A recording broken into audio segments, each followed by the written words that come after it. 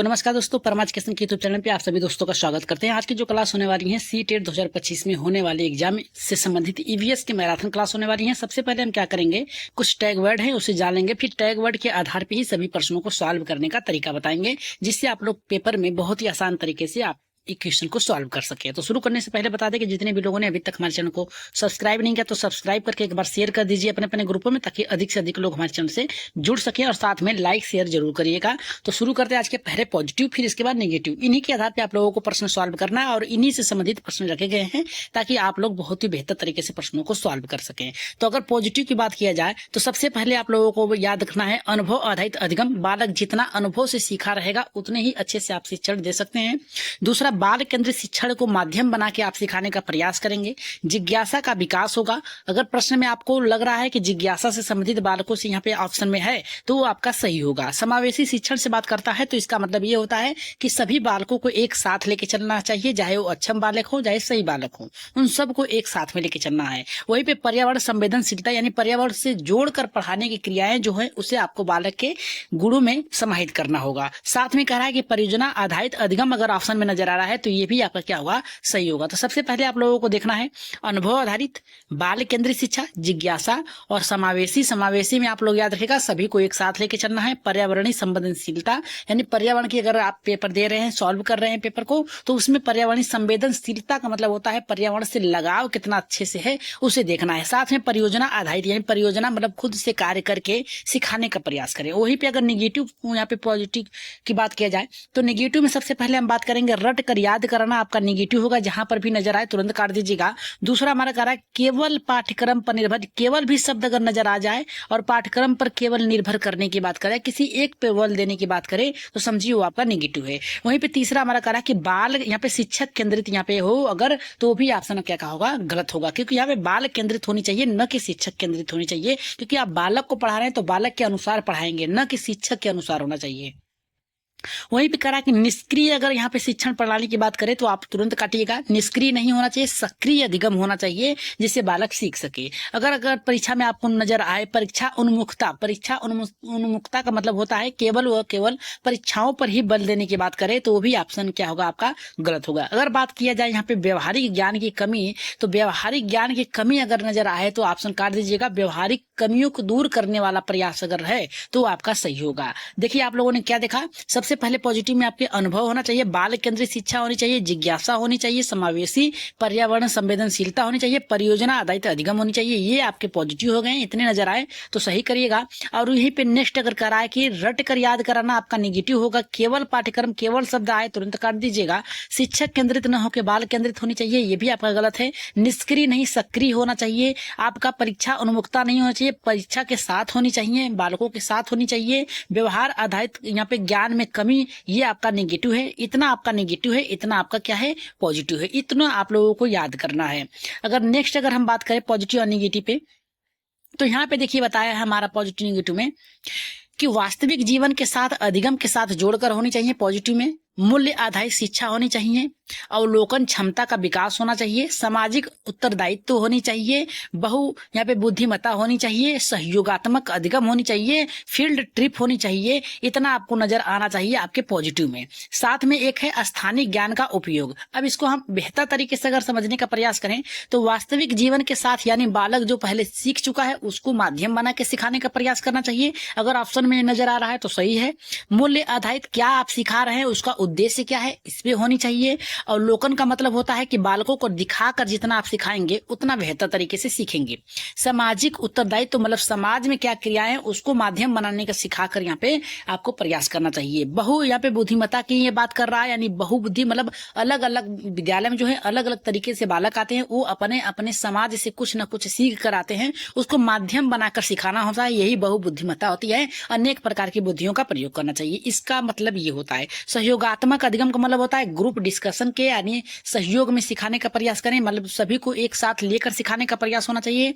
Field trip मतलब क्या है, आप उन्हें देखकर कार्य करने के लिए प्रेरित करें। स्थानिक ज्ञान का उपयोग मतलब उनके परिवेश में क्या चल रहा है उसको माध्यम बनाकर सिखाना। ये इतना आप लोगों क्या है, पॉजिटिव है। अगर निगेटिव की बात करें इसमें तो पाठ्यक्रम पर रटने वाला बल यहाँ पे अगर दिया है तो काट दीजिएगा। समूह कार्य की अनुपस्थिति यानी समूह में कार्य न करने वाला अगर हो तो उसे आप काट दीजिएगा। अधिगम पर विविधता में कमी, देखिए विविधता को साथ में लेकर पढ़ाना होगा, कमी नहीं होनी चाहिए, ये भी आपका नेगेटिव है। सवाल पूछने की मनाही, सवाल जितना बालक पूछेगा उसकी जिज्ञासा उतनी ही बढ़ेगी, मनाही कर रहा है जिससे ज्यादा पे ये नेगेटिव है। यहाँ पे करा अवधारणात्मक अस्पष्टता, अवधारणात्मक जो है उसे स्पष्ट करना ही बालकों का एकदम मनोबल ऊंचा होता है। यहाँ पे अस्पष्ट करने की बात कर रहे हैं यानी रोकने की बात कर रहा है, ये आपका क्या है, नेगेटिव है। बच्चों को दबाव में पढ़ाना, दबाव में नहीं खुले मुक्त वातावरण में पढ़ाना होना चाहिए।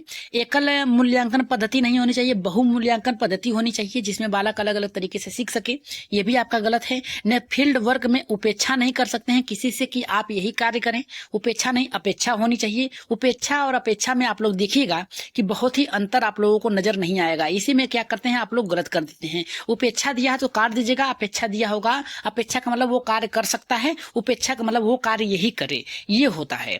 इतना आप लोगों को याद करना है। अगर नेक्स्ट अगर हम बात करें टैग वर्ड पॉजिटिव और नेगेटिव पे, तो इसमें आपको याद करना है, देखिए पॉजिटिव में शिक्षक और छात्र की सहभागिता यानी एक साथ मिलकर कार्य करें।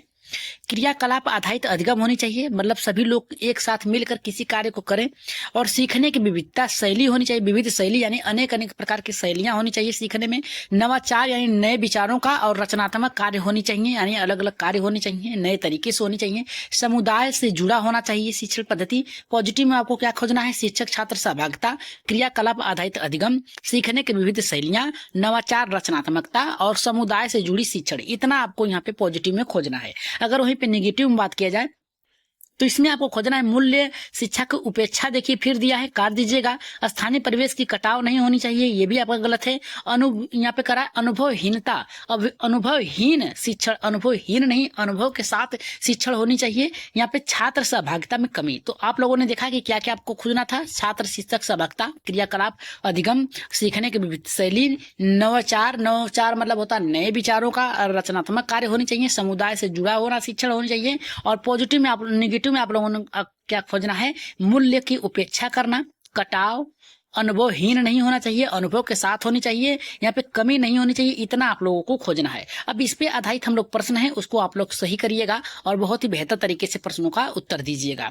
तो यहाँ पे देखिए क्या कर रहा है, यदि एक बच्चा अपने पर्यावरण को देखकर अपने स्वयं के निष्कर्ष पर पहुंचता है, यानी पर्यावरण को देखता है, देखकर वो स्वयं से यानी खुद से किसी एक निष्कर्ष पे पहुंचता है, तो इस क्रिया को ईवीएस शिक्षण की किस अधिगम सिद्धांत के अंतर्गत समझा जा सकता है। तो पहला हमारा कह रहा है यहाँ पे व्यवहारवाद, जहां अधिगम पुरस्कार दंड से नियंत्रित होता है। दूसरा करा कि सामाजिक अधिगम सिद्धांत, जहां अधिगम केवल सामाजिक अंतःक्रिया से होता है। और यहाँ पे तीसरा करा है रटंत अधिगम सिद्धांत, जहां सीखने का केवल केंद्र पाठ्य पुस्तक होता है। और चौथा करा है कि निर्माणवाद, यानी करा कि जहां बच्चा स्वयं अनुभव से ज्ञान का निर्माण करता है। तो यहाँ पे देखिए आप कुछ ऐसे प्रश्न जो होंगे वो आपके ऑप्शन प्रश्न में ही मिल जाएंगे, ऑप्शन में ढूंढते समय। तो यहाँ पे देखिए करा देखकर स्वयं से निष्कर्ष तक पहुंच जाता है। तो यहाँ पे देखिए जहां स्वयं अनुभव का ज्ञान करता है, ऑप्शन नंबर यहाँ पे चौथा सही होगा आपका, जितने भी लोगों का आया है। यहाँ पे देखिए इसकी व्याख्या की अगर हम बात करें तो व्याख्या में क्या दिया है, व्याख्या में दिया है कि यहाँ पे ईवीएस की कक्षा में करा कि बच्चा एक निष्कर्ष प्राणी नहीं बल्कि ज्ञान की रचनात्मक होता है। वह अपने अनुभव और यहाँ पे करा के निरीक्षणों के आधार पर ज्ञान का निर्माण करता है, जिसे निर्माणवाद कहा जाता है। हाँ, तो नेक्स्ट प्रश्न पे आगे बढ़ते हैं। नेक्स्ट प्रश्न देखिए बहुत ही बेहतरीन है। नेक्स्ट प्रश्न हमारा ये कर रहा है कि ईवीएस शिक्षक ने बच्चों को वर्षा ऋतु पर कहानी पढ़ाई, फिर उसी से कविता लिखवाई और अंत में जल चक्र का चित्र बनवाया। यह किस दृष्टिकोण को उदाहरण करता है यानी प्रेजेंट करता है। तो पहला यहाँ पे कह रहा है कि देखिए कि विषय केंद्रित दृष्टिकोण, जहाँ केवल एक विषय पर फोकस करना हो। देखिए केवल शब्द है, नेगेटिव आ गया, काट दीजिए। दूसरा हमारा कह रहा है कि दोहराया दृष्टिकोण, जहाँ विज्ञान और भाषा जुड़ते हैं। फिर देखिए यहाँ पे दोहराना एक नेगेटिव वर्ड है, इसे भी काट दीजिए। यहाँ पे तीसरा करा कि अंतर विषयिक दृष्टिकोण, जहां एक दूसरे से स्वतंत्र हो, एक दूसरे से स्वतंत्र की बात कर रहा है, इसे रखते हैं थोड़ा होल्ड पे। चौथा कराया कि बहु अनुशासनात्मक दृष्टिकोण, जिसमें कह रहा है कि बहुत से प्रकार की दृष्टि वहां पे यहाँ पे कह रहा है कि मल्टी डिस्कशन हो, वहां पे बात कर रहा है जिसमें विषयों को समाकित कर सिखाया जाए, ये सबसे उचित है। राइट आंसर जो जाएगा आपका यहाँ पे चौथे के साथ जाएगा। यहाँ पे तीसरे में करा कि अंतर विषय यानी अपने मन से यहाँ पे लिखने की बात करा, लेकिन यहाँ पे देखिए चौथा करा कि बहु अनुशासनात्मक मतलब सभी को एक साथ लेके चलने की बात कर रहा है, दृष्टिकोण को यहाँ पे प्रदर्शित करने के विषयों को समाकित यानी विषय से संबंधित बात सिखाने को कर रहा है। तो राइट आंसर यहाँ पे जितने लोगों का यहाँ पे चौथा है एकदम करेक्ट होगा। आइए इसकी व्याख्या देख लेते हैं। व्याख्या में बताया गया है हमारा कि ईवीएस की सुंदरता यही है कि इसे भाषा, कला, गणित आदि से जोड़ा जा सकता है, जिससे बच्चों को विषय के बीच संबंध समझाया जा सकता है। यानी कह रहा है कि जो ईवीएस का पाठ्यक्रम है ये सभी को समाकित करके लेके एक साथ चलता है। आगे बढ़ रहे हैं यहाँ पे नेक्स्ट प्रश्न पे। नेक्स्ट प्रश्न देखिए हमारा क्या कर रहा है, यदि एक छात्र कहता है कि सभी कीड़े हानिकारक होते हैं तो शिक्षक को सबसे उपयुक्त प्रक्रिया देनी होगी। सबसे उपयुक्त प्रक्रिया देने की बात कर रहा है, याद रखिएगा। तो पहला हमारा कर रहा है कि तुरंत की बात कर रहा है।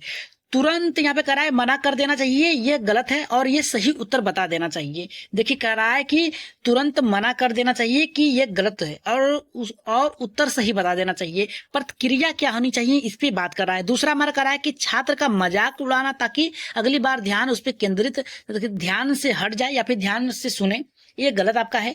तीसरा हमारा कह रहा है कि छात्र को गतिविधि द्वारा लाभदायक कीटों की भूमिका को खोजने देना चाहिए। और चौथा कह रहा है हमारा कि उस छात्र को बैठा देना चाहिए, बैठा देना नहीं चाहिए, उसकी जिज्ञासा को शांत करना चाहिए। इस आधार पे ये गलत है। और यहाँ पे कह रहा है कि तुरंत उसे मना कर देना चाहिए, गलत है। तुरंत उसकी जिज्ञासा को शांत करना चाहिए। इस आधार पे राइट आंसर हमारा जाएगा तीसरे के साथ जाएगा। जितने भी लोगों को ऑप्शन नंबर सी आया है यहाँ पे सही होगा। अगर हम बात करें इसकी व्याख्या की, तो व्याख्या में देखिए क्या बताया गया है कि बच्चे की गलत अवधारणा को सुधारने का सबसे प्रभावी तरीका यह होता है कि उन्हें अनुभवों और खोज पर आधारित अधिगम से सही जानकारी प्राप्त करा देनी चाहिए ताकि वे उनकी जिज्ञासा शांत हो जाए। अगर हम बात करें अगले प्रश्न की, जो कि बहुत ही महत्वपूर्ण है। अगला प्रश्न देखिए हमारा क्या कर रहा है कि बच्चों को एक परिस्थिति दी जाती है। अगर पास के जंगल को यहाँ पे करा के काट कर यहाँ पे माल बनाया जाए तो क्या हो सकता है।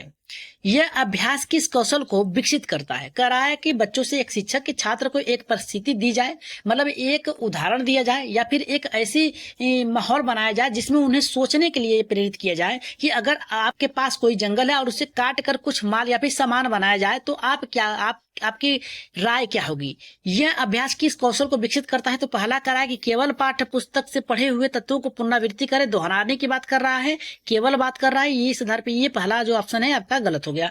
दूसरा कह रहा है रट कर ज्ञान पर आधारित मूल्यांकन। देखिए रटना और यहाँ पे कह रहा है कि मूल्यांकन, रट कर मूल्यांकन की बात कर रहा है, जो कि आपका गलत है। ये भी नेगेटिव है, ये भी दूसरा भी ऑप्शन आपका क्या हो गया, गलत हो गया। अगर हम तीसरे की बात करें, पर्यावरणीय नैतिकता और निर्णय लेने की क्षमता। देखिए निर्णय लेने की क्षमता यानी खुद से उसके बारे में सोचना, और नैतिकता आपकी जिम्मेदारी क्या होगी उसके बारे में बात कर रहा है। और साथ में कह रहा है कि पर्यावरण से साथ समन्वय करने की बात कर रहा है, पर्यावरण की नैतिकता की बात कर रहा है। इस आधार पर यह ऑप्शन आपके क्या है, सही है।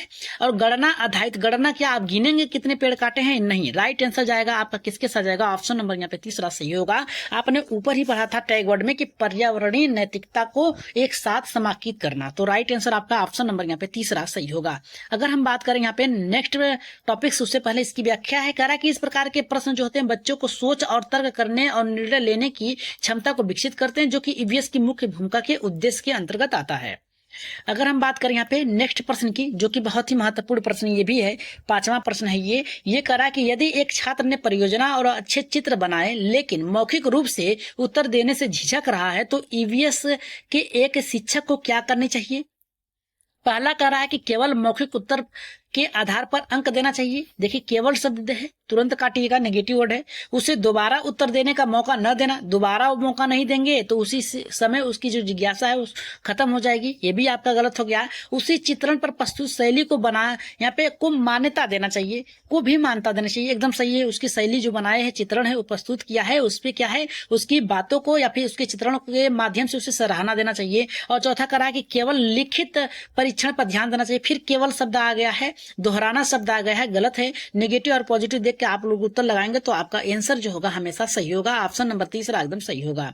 अगर व्याख्या की बात करें तो व्याख्या में देखिए बताया गया है कि सतत और व्यापक मूल्यांकन, सतत व्यापक मूल्यांकन को कहा जाता है CCE, जिसके अंतर्गत अधिगम के कई आयामों को आंका जाता है। सभी बच्चों को अभिव्यक्ति एक जैसे नहीं होते हैं ताकि वो कोई देखिए पढ़ने में अच्छा होता है तो कोई लिखने में अच्छा होता है, किसी की हैंड राइटिंग जो है सही होती है, किसी की खराब होती है। इस आधार पे क्या है उसे आंका नहीं जा सकता, इसलिए उसकी बौद्धिक क्षमता को विकसित करने के लिए या फिर जांचने के लिए उसे सतत या फिर मौखिक तरीके से वहां पे बात करके उसे उसकी बातों को मान्यता देनी चाहिए। अगर हम बात करें नेक्स्ट प्रश्न की, जो कि बहुत ही बेहतर है, इंक्लूसिव यहाँ पे एजुकेशन की बात कर रहा है। इसमें इसके अंतर्गत देखिए क्या कह रहा है, इसके अंतर्गत कह रहा है कि एक देखिए इसको आप में आपको यही खोजना है, इंक्लूसिव एजुकेशन या फिर ईवीएस के पेडागोजी के अंतर्गत आता है, इसको आपको खोजना है। इस ऑप्शन में कह रहा है कि एक शिक्षक ने एक दिव्यांग छात्र के लिए जल स्रोतों की मॉडलिंग गतिविधि को छूकर समझने योग्य बनाया, यह किस सिद्धांत को दर्शाता है? तो पहला कह रहा है हमारा यहाँ पे विशेष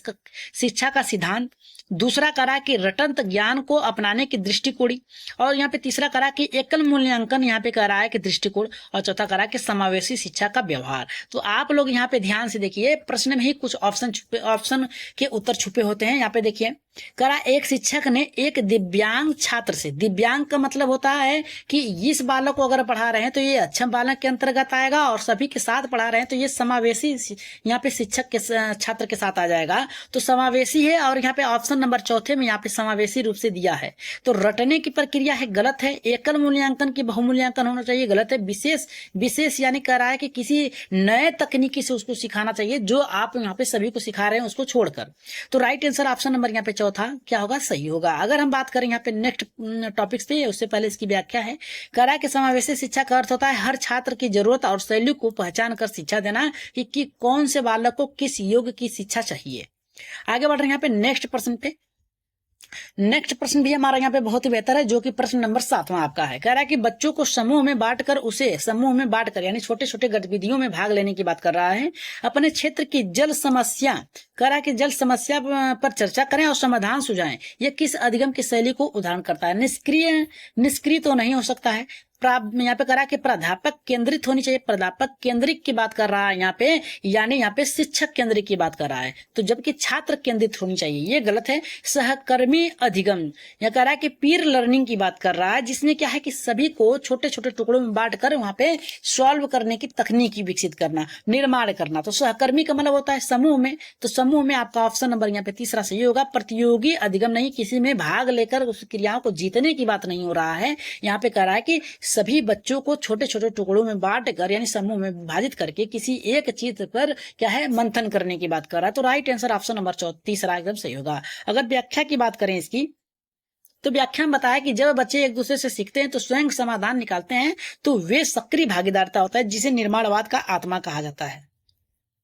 अगर नेक्स्ट प्रश्न की बात करें, यहाँ पे क्रिटिकल थिंकिंग की बात कर रहा है, यहाँ पे सोचने समझने की बात कर रहा है 8वां प्रश्न में। देखिए इसमें क्या है और किस प्रकार से इस प्रश्न को सॉल्व किया जाता है। कह रहा है कि शिक्षक ने बच्चों से पूछा, कह रहा है कि एक टीचर है उसने छात्रों से पूछा क्या जंगल काटना गलत है। यानी कह रहा है एक छात्र से शिक्षक कह रहा है कि छात्रों से कि अगर एक जंगल को काट दिया जाए तो क्या ये गलत है, और फिर सभी बच्चों से अपनी राय देने को लिए कहता है। तो ये गतिविधि किस क्षमता को बढ़ावा देती है? एक शिक्षक छात्रों से कहता है कि अगर एक जंगल को काट दिया जाए तो वो क्या गलत है, और सभी बच्चों से कहता है अपनी अपनी राय दें कि क्या किस प्रकार से ये गलत है, किस प्रकार से सही है। तो पहला कर रहा है कंठस्थ ज्ञान क्षमता, रटने की बात कर रहा है, रटा रटाए गलत है। भावात्मक की बात कर रहा है, अपने अपने भाव को बताना, तो भाव की बात नहीं हो रहा है, यहाँ पे थिंकिंग की बात हो रहा है। क्रिटिकल थिंकिंग मतलब कह रहा है कि एक समस्यात्मक यहाँ पे सोच को यहाँ पे रखना है उसको।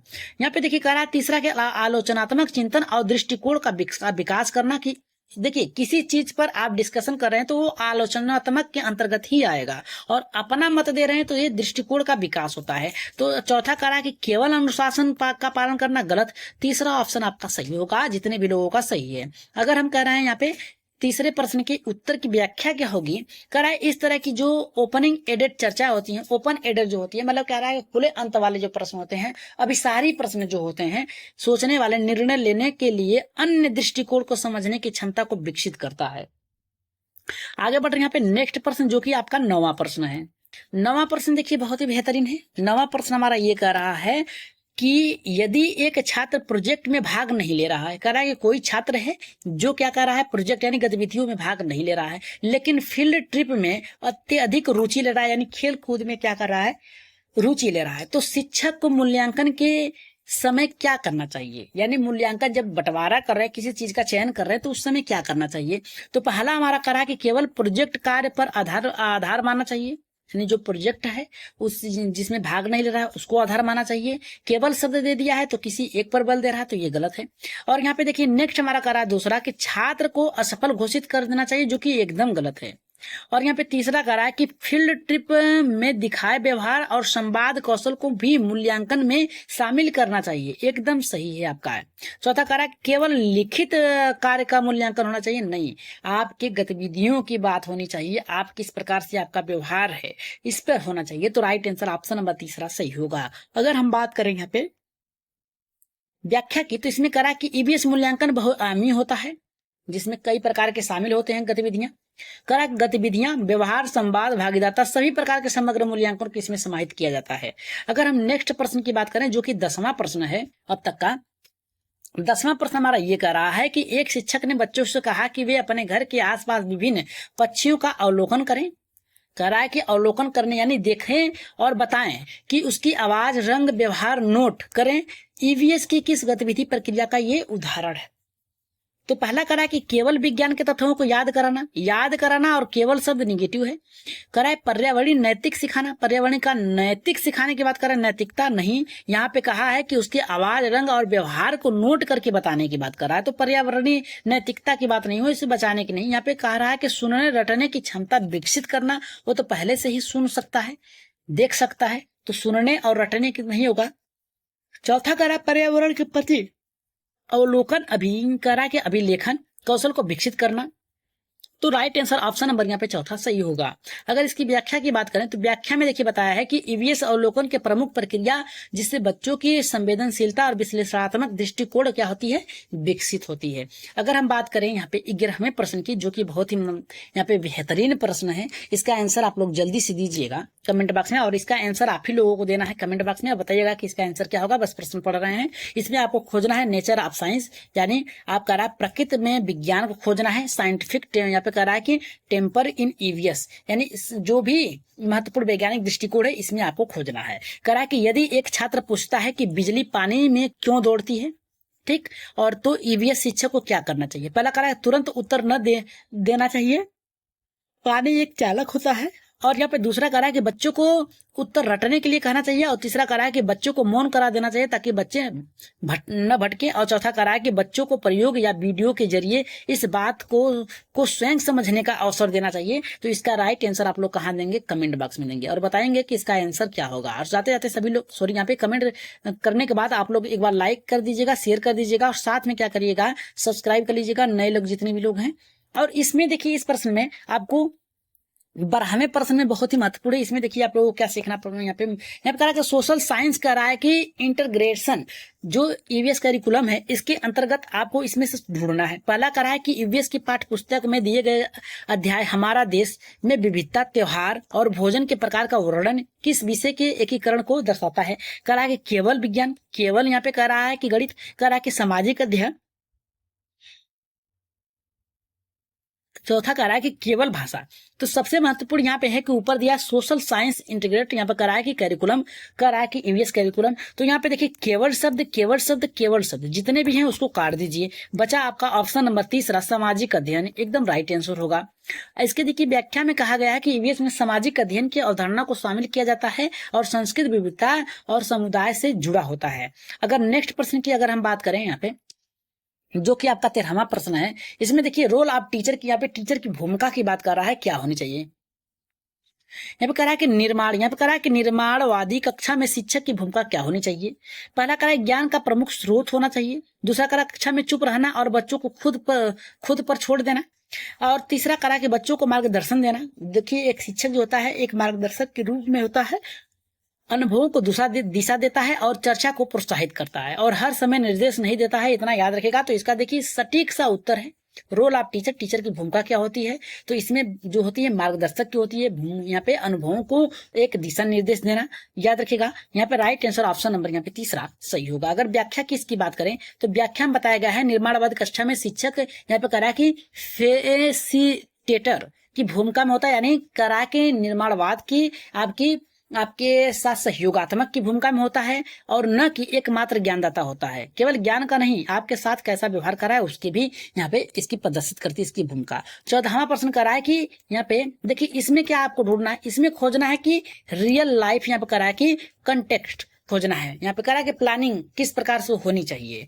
एक शिक्षक के माध्यम से। तो कह रहा है कि ईवीएस विषय में स्वच्छता पढ़ाने के लिए शिक्षक बच्चों को आसपास की गंदी नालियां, यहाँ पे कूड़े की जगहों पर स्वच्छ स्थान दिखाने ले जाता है। ये क्या दर्शा रहा है? अवलोकन को दर्शा रहा है। इतना तो याद है आप लोगों को। कह रहा है कि बच्चों को परेशान करना नहीं, अनावश्यक जोखिम डालना नहीं, पाठ्यक्रम से हटकर नहीं हो सकता है। चौथा आपका राइट आंसर होगा, वास्तविक जीवन के संदर्भ से पढ़ाई कराना और बच्चे के पर्यावरण की समस्याओं से जुड़े होकर उसे सॉल्व करने की एक तकनीकी यानी अवलोकन कराने की क्रियाएं होती हैं। राइट आंसर ऑप्शन नंबर चौथा सही होगा। अगर इसकी व्याख्या की अगर बात करें हम, तो व्याख्या में बताया गया कि ईवीएस की ताकत यह है कि इसे बच्चों की जीवन और परिवेश से जोड़ा जा सकता है और उसकी भूमिका के साथ उसे उसमें रहने की एक क्षमता विकसित करता है। देखिए इसमें खोजना है वैल्यू आप कह सकते हैं इन ईवीएस। सेंसिटिव जो है इसमें सबसे महत्वपूर्ण क्या है, सबसे संवेदनशील क्या है, इसमें आपको खोजना है। कह रहा है कि शिक्षक ने एक कहानी सुनाई जिसमें एक बच्चा घायल पक्षी को बचाकर उसका इलाज करता है। इस कहानी का मुख्य उद्देश्य क्या होना चाहिए? मनोरंजन कराना। दूसरा करा है पढ़ने की गति को बढ़ाना। तीसरा करा है कहानी लेखन सिखाना। और चौथा करा है कि बच्चों में संवेदनशीलता और नैतिक मूल्यों का विकास करना। तो राइट आंसर यहाँ पे किसके साथ जाएगा? अगर देखिए इसकी बात करें हम, तो इसमें देखिए संवेदनशील, यहाँ पे संवेदनशील की बात कर रहा है। बच्चों में संवेदनशीलता और नैतिक मूल्यों का विकास करने की बात होनी चाहिए। यहाँ पे कह रहा है कि सेंसिटिव, एकदम नाजुक पहलू क्या है? तो नाजुक यहाँ पे देखिए संवेदनशील है आपका। सीधे सीधे हिंदी में ट्रांसलेट कर लीजिए, एकदम सही हो जाएगा आपका उत्तर। अगर व्याख्या की बात करें तो व्याख्या में बताया है कि इस ईवीएस की केवल ज्ञान नहीं बल्कि बच्चों के भीतर मानवीय और पर्यावरणीय मूल्यों को विकास करना होता है। अगर नेक्स्ट प्रश्न की हम बात करें, यहाँ पे नेक्स्ट प्रश्न की हमारा कह रहा है कि यदि बच्चा कहता है कि सूरज पश्चिम से उगता है तो शिक्षक को क्या करना चाहिए? कह रहा है कि उसका उत्तर गलत घोषित करना चाहिए, उसे डांट कर यहाँ पर कक्षा से ध्यान नहीं देना चाहिए। और यहाँ पे तीसरा करा पृथ्वी की गति प्रत्यक्ष मॉडल दिखाकर उसे स्वयं साक्ष्य खोजने के लिए देना चाहिए। एकदम सही है, ऑप्शन नंबर यहाँ पे तीसरा एकदम सही होगा। राइट आंसर जाएगा तीसरे के साथ जाएगा। जब बालक खुद से देखेगा, खुद से करेगा तो स्वयं है कि वो सीख जाएगा। यहाँ पे देखिए इसकी व्याख्या कह रहा है कि गलत और धारणाओं को हटाने का सबसे अच्छा तरीका प्रत्यक्ष अनुभव यहाँ पे विकसित करना होता है। अगर हम नेक्स्ट प्रश्न पे आगे बढ़े, जो कि बहुत ही महत्वपूर्ण है। नेक्स्ट प्रश्न हमारा यहाँ देखिए क्या कर रहा है कि ईवीएस की कक्षा में जब शिक्षक बच्चों को बोलने, प्रश्न पूछने और तर्क करने का अवसर देता है तो किस प्रकार का वातावरण बनता है? पहला देखिए यहाँ पे कह रहा है कि अनुशासनहीनता की नहीं, संवादात्मक और सहगामी का वातावरण बनता है। देखिए ये प्रश्न तो बहुत ही महत्वपूर्ण आपका है। कह रहा है कि परीक्षा उन्मुख नहीं, केवल छात्र उन्मुख नहीं। राइट आंसर आपका जाएगा यहाँ पे आपका दूसरे के साथ जाएगा। जितने भी लोगों को यहाँ पे दूसरा आया है एकदम सही है। सॉरी यहाँ पे तीसरा होगा, यहाँ पे सॉरी यहाँ पे इसका आंसर हट गया है। हाँ, नेक्स्ट प्रश्न पे आगे बढ़ते हैं। कह रहा है कि ईवीएस की कक्षा में जब शिक्षक बच्चों को बोलता है कि प्रश्न पूछने और तर्क करने का अवसर देता है तो किस प्रकार का वातावरण बनता है? कह रहा है कि अनुशासनहीनता का नहीं, संवादात्मक और यहाँ पे सहभागी अधिगम का वातावरण बनता है। उन्मुख नहीं, केवल प्रश्न पूछने का नहीं। राइट आंसर ऑप्शन नंबर यहाँ पे दूसरा एकदम सही होगा। दूसरा ही इसका सही होगा। यहाँ पे बच्चों को बोलने, सोचने और बहस करने के लिए प्रोत्साहित करना एकदम सही है। अगर नेक्स्ट प्रश्न के लिए हम आगे बढ़े तो इसमें आपको देखिए ब्लूम यहाँ पे करा कि टेक्सोनॉमी की बात कर रहा है, हाई ऑर्डर थिंकिंग की बात कर रहा है। इसमें आपको खोजना है। करा कि अगर हमारे गांव में वर्षा कम हो जाए तो क्या प्रभाव होगा? करा कि इस प्रकार का प्रश्न ब्लूम टेक्सोनॉमी का किस स्तर के लिए है? पहला करा है स्मरण के लिए, समझना, विश्लेषण, और यहाँ पे कह रहा है हमारा यहाँ पे आपका कि किसके लिए होना चाहिए। तो इसका आंसर आप लोग कहाँ देंगे? कमेंट बॉक्स में देंगे और बताएंगे कि इसका आंसर क्या होगा। ठीक, इसका आंसर क्या होगा आप लोग बताएंगे। और आज की क्लास आप लोगों को कैसी लगी एक बार कमेंट बॉक्स में जरूर बताइएगा और बताइएगा कि 19वें का राइट आंसर क्या होगा। यहाँ पे करा कि अगर हमारे गांव में वर्षा कम हो जाए तो इसका प्रभाव क्या होगा। इस प्रकार की ब्लूम टेक्सोनॉमी की किस स्तर से होगा? स्मरण स्तर से होगा, समझना होगा, विश्लेषण होगा, आवेदन होगा। तो इसका राइट आंसर आप लोग कमेंट बॉक्स में देंगे और बताएंगे कि आज की क्लास आप लोगों को कैसी लगी। अगर क्लास बेहतर लगी हो तो एक बार लाइक, शेयर, सब्सक्राइब जरूर करिएगा क्लास को।